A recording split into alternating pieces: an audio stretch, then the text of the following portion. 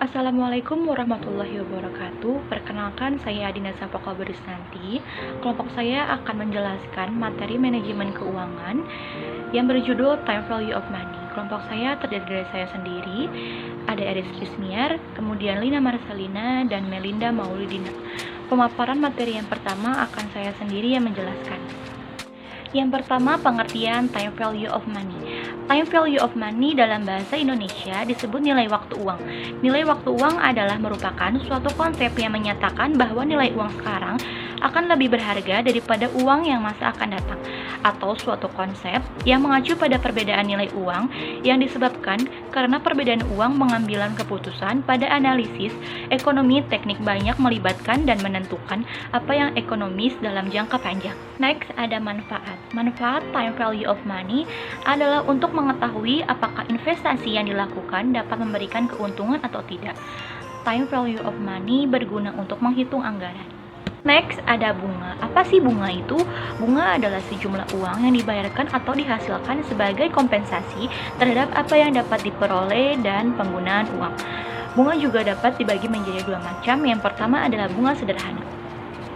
Apabila total bunga yang diperoleh berbandingan linear dengan besarnya pinjaman awal atau pokok, pinjaman, tingkat suku bunga, dan lama periode peminjaman yang disepakati, maka tingkat suku bunga tersebut dinamakan tingkat suku bunga sederhana atau simple interest rate. Bunga sederhana jarang digunakan dalam praktik komersial modern. Total bunga yang diperoleh dapat dihitung dengan rumus I sama dengan P titik I titik N, di mana I adalah total bunga tunggal, P pinjaman awal, I tingkat suku bunga, N periode pinjaman. Jika pinjaman awal P dan tingkat suku bunga I adalah suatu nilai yang tetap, maka besarnya bunga tahunan yang diperoleh adalah konstan.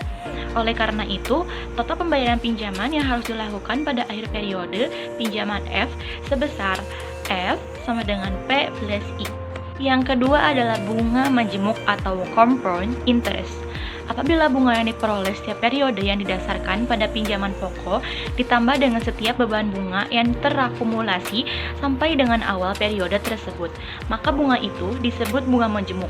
Bunga majemuk lebih sering digunakan dalam praktik komersial modern. Perbedaan yang terjadi disebabkan oleh pengaruh pemajemukan atau compounding. Perhitungan bunganya dilakukan berdasarkan pinjaman pokok dan bunga yang dihasilkan pada periode sebelumnya. Selanjutnya ada metode-metode yang digunakan. Yang pertama ada future value atau nilai yang akan datang. Adalah nilai uang di masa yang akan datang dari uang yang diterima atau dibayarkan pada masa sekarang dengan memperhitungkan tingkat bunga setiap periode selama jangka waktu tertentu. Di sini kita dapat melihat rumus beserta keterangannya. Sekian pemaparan materi yang saya sampaikan. Selanjutnya akan dijelaskan oleh Eris Rismiar. Baik, selanjutnya akan dipresentasikan oleh saya, Eris Rismiar. Mengulang yang kata Adinda presentasikan, ada beberapa metode yang digunakan. Yang pertama ada future value, nilai yang akan datang, dan ini contohnya. Sebuah perusahaan memperoleh pinjaman modal dari suatu bank sebesar 5 juta untuk membeli peralatan produksi dengan jangka waktu 5 tahun dan bunga yang dikenakan sebesar 18% per tahun. Berapa jumlah yang harus dibayar oleh perusahaan tersebut pada akhir tahun kelima? Seperti pada gambar rumusnya. Jadi jumlah yang harus dibayarkan perusahaan kepada bank sebesar Rp11.438.789. Yang kedua ada present value, nilai sekarang.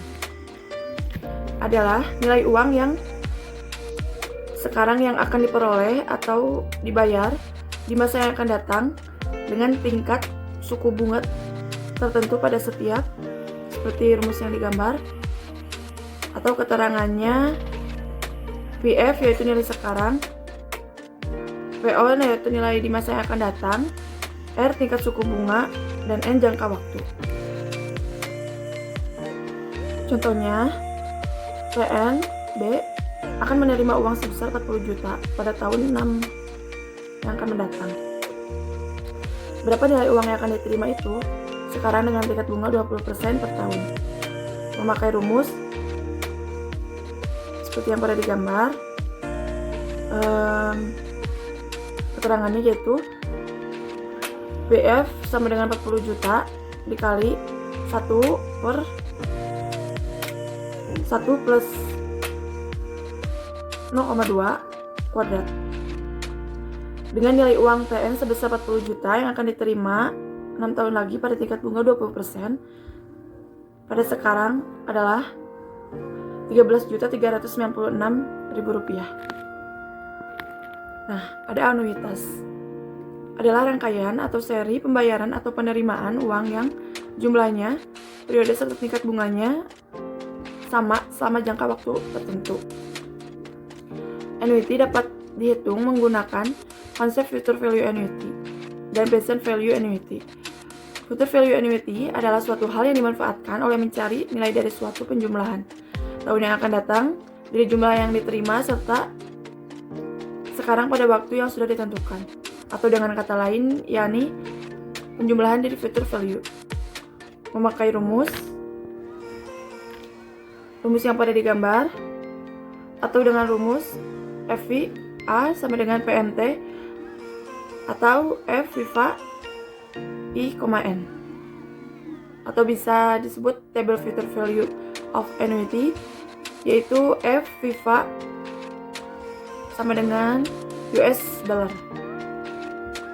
Slide selanjutnya yakni ada sinking fund atau mencari anuitas merupakan perhitungan yang digunakan untuk menentukan suatu jumlah dari anuitas tertentu yang akan dicadangkan atau simpan pada setiap periode dalam jangka waktu yang sudah ditentukan dengan tingkat bunga yang berlaku supaya dapat mencukupi untuk masa yang akan datang. Dengan rumus sebagai berikut, seperti yang pada digambar, atau keterangannya, F VA yaitu nilai yang akan datang dari suatu anuitas, A yaitu anuitas, R yaitu tingkat bunga, dan N yaitu periode tertentu. Sekian pemaparan materi yang saya presentasikan, dan selanjutnya akan dilanjutkan oleh Lina Marcelina. Saya akan menjelaskan tentang present value annuity. Present value annuity adalah suatu bilangan yang dapat dimanfaatkan untuk mencari nilai sekarang dari suatu penjumlahan yang diterima setiap akhir periode pada jangka waktu tertentu. Rumus yang digunakan Anda bisa lihat di dalam layar atau dengan rumus PVA sama dengan A dalam kurung PVIFA I, N tutup kurung. Keterangannya, PVA adalah nilai sekarang dari suatu anuitas. A adalah anuitas atau angsuran, I adalah tingkat bunga, N adalah jangka waktu atau periode.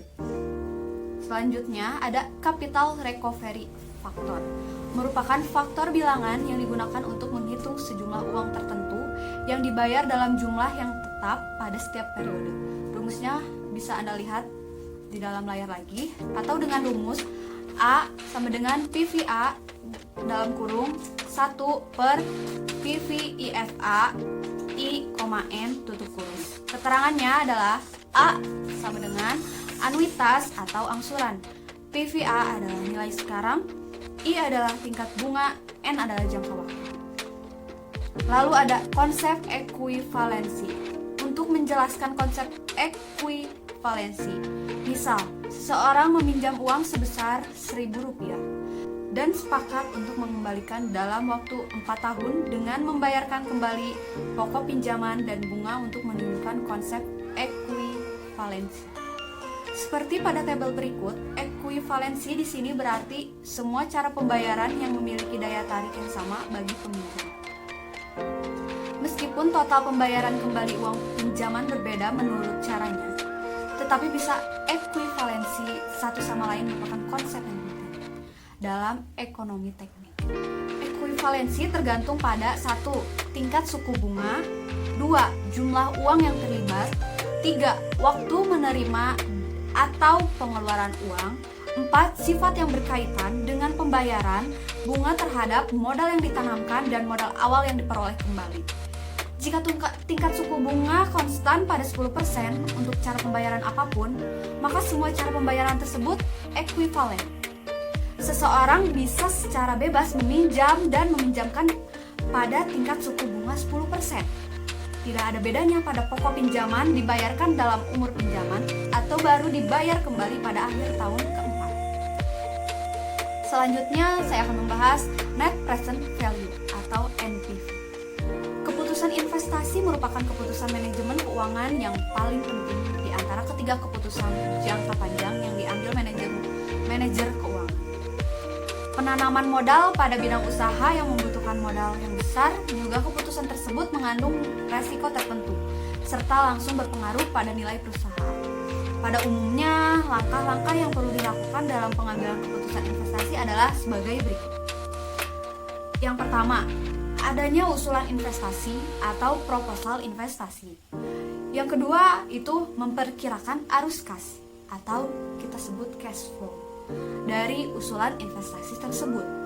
Yang ketiga, mengevaluasi profitabilitas investasi dengan menggunakan beberapa metode penilaian kelayakan investasi. Yang keempat, memutuskan menerima atau menolak usulan investasi tersebut. Untuk menilai profitabilitas, rencana investasi dikenal dua macam metode, yaitu metode konvensional dan metode non-konvensional atau disebut discount cash flow. Sekian presentasi dari saya, selanjutnya akan dilanjutkan oleh Melinda Maulidina. Terima kasih. Ya, baik, saya Melinda. Di sini saya akan melanjutkan tentang pengertian dari Net Present Value atau NPV.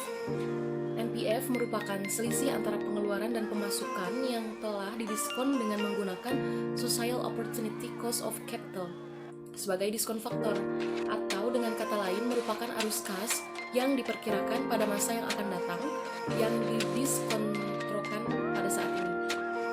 Net Present Value atau NPV atau nilai bersih sekarang merupakan perbandingan antara PF kas bersih dengan PF investasi selama umur investasi, atau merupakan net benefit yang telah didiskon dengan menggunakan Social Opportunity Cost of Capital sebagai discount factor.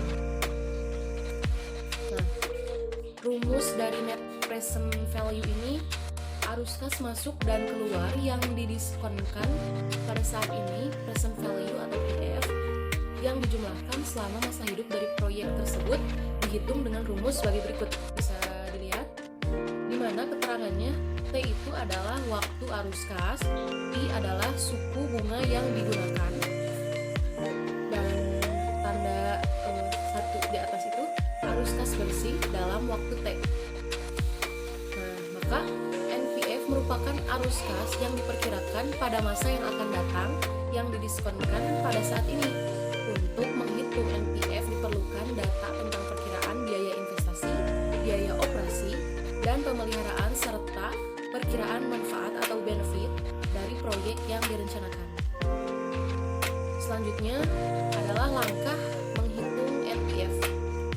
Yang pertama, tentukan nilai sekarang dari setiap arus kas, termasuk arus masuk dan arus keluar, yang didiskonkan pada biaya modal proyek.